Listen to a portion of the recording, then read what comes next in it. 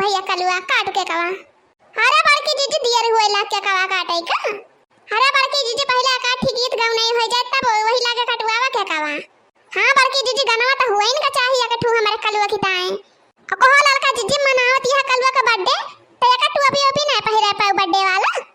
हां पहिनावा तरहबे कर टपिया मुला का बताई दखी नहीं ये करे पापक त काना हुआ सिन खबर नहीं रहत है जवन कहा वह करी है जवन हमारे याद रहा तवन तवन मंगाइन किया कसिया टपिया के तो हमारे ध्यान ही नहीं भवा ये के पापा वैसे है मनहु नहीं लाइन कि ले है आई टपिया वहो के तो का जानी कहां ध्यान रहा था। अच्छा लड़का जीजी अब गुस्सा ना सुबह अवसर पर अब का गुस्सा ही ना हो दखी ना ऐसा साल भरन तो एक दिन हमारे कलुआ का बर्थडे आवत है तब हो नहीं नी के सुख मनावे देते का मैं एक ठुटवा पिना ला सकत रहे हो दखी ना। अरे लड़का जीजी गुस्सा ना छोड़ा हटावा अका बिना टपिया पहिने ना के कवा काटे पाए कलुआ जानू लड़का जीजी बिना टपिया का हो जाए बर्थडे रह दिया गुस्सा ना अब की जीजी काठी गाऊ नहीं है गावते हो जुग जुग जिया सुलाला नावा भवनवा के भाग जागल हो किलल ना लाल होई है फुलवा के दीपक मनवा में आस जागल हो जुग जुग जिया सुलाला नावा भवनवा के भाग जागल हो किलल ना लाल होई है फुलवा के दीपक मनवा में आस जागल हो। हां जुग जुग जिया सुलाला नावा भवनवा के भाग जागल हो किलल ना लाल होई है फुलवा के दीपक मनवा में आस जागल हो जुग जुग जिया सुलाला भवनवा के भाग जागल हो किलल ना लाल होई है फुलवा के दीपक मनवा में आस जागल हो।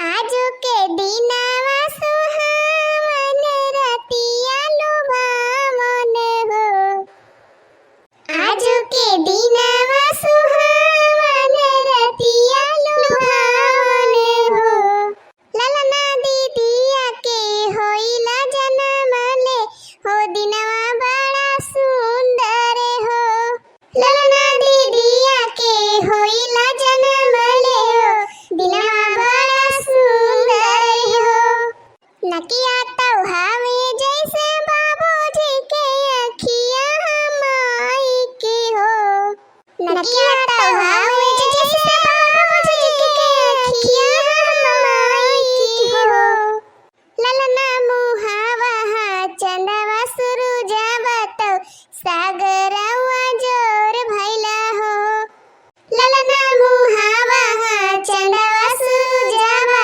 तो सागरवा जोर भैला हो जुग जुग जिया सुलाला नावा भवनवा के भाग जागल हो किलल ना लाल होई है फुलवा के दीपक मनवा में आस जागल हो जुग जुग जिया सुलाला नावा भवनवा के भाग जागल हो किलल ना लाल होई है फुलवा के दीपक मनवा में आस जागल हो।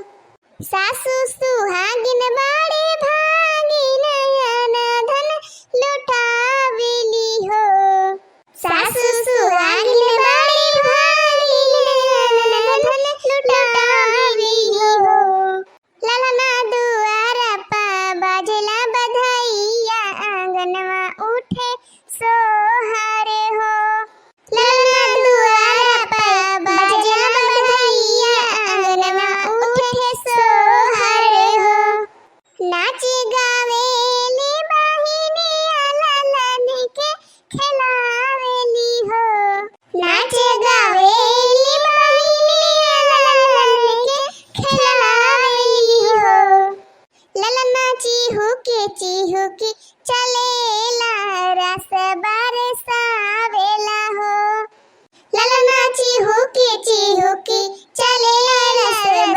बरसावेला हो जुग जुग जिया सुलाला नावा भवनवा के भाग जागल हो किलल ना लाल होई फुलवा के दीपक मनवा में आस लागे हो।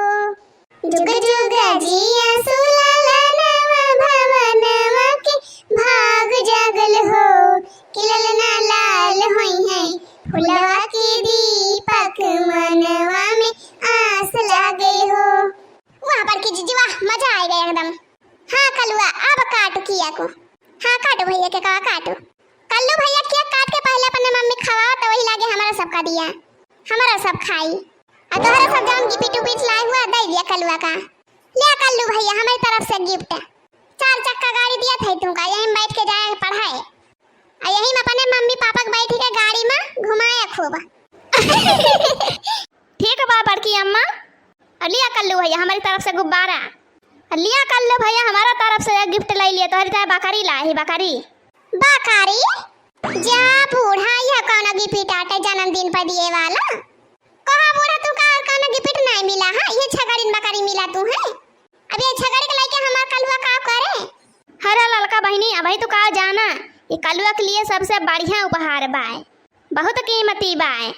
तोहरा कलुआ का बहुत पसंद है बाई बकरिया। रोज हमारे घर सुबह संझा पहुंचा रहते का खिलावे की ताए। चाहे तो अपने कलुआ से पूछ लिया करे कलुआ। हाँ मम्मी हमका पसंद है बाबा कारिया, हम एक खिलाऊ बुरुआ जाए। हाँ देखियो एक मारा हम कहन लावा आज अपने कलुआ के जन्मदिन पर यह बकरिया दे दी।